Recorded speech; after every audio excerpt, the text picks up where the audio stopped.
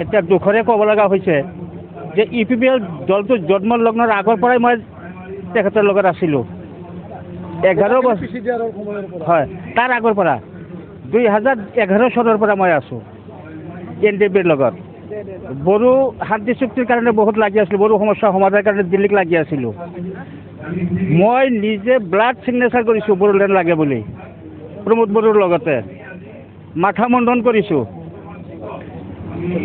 তাৰপিছত থাকিলোঁ চৰকাৰ আহিল 2020 চনত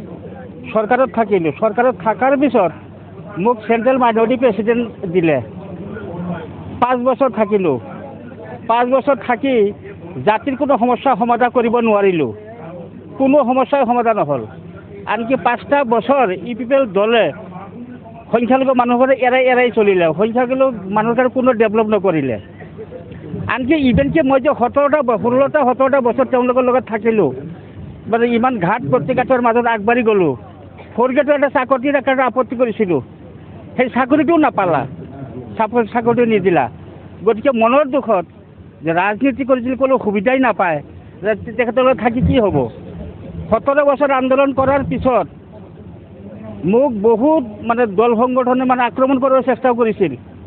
তথাপি মই তেওঁলোকৰ লগত আছিলোঁ যে জাতিৰ কিছুমান সমস্যা সমাধান কৰিব পাৰিম কিন্তু জাতিৰ সমস্যাটো দূৰৰ কথা নিজৰ সমস্যা দূৰ কৰিব নোৱাৰিলোঁ সেই মনৰ দুখত আজি ওলাই আহি UPF দলৰ জৰিয়তে নিশ্চয় জাতিৰ সমস্যাটো সমাধান কৰিব সক্ষম হ'ম বুলি আশা কৰিছোঁ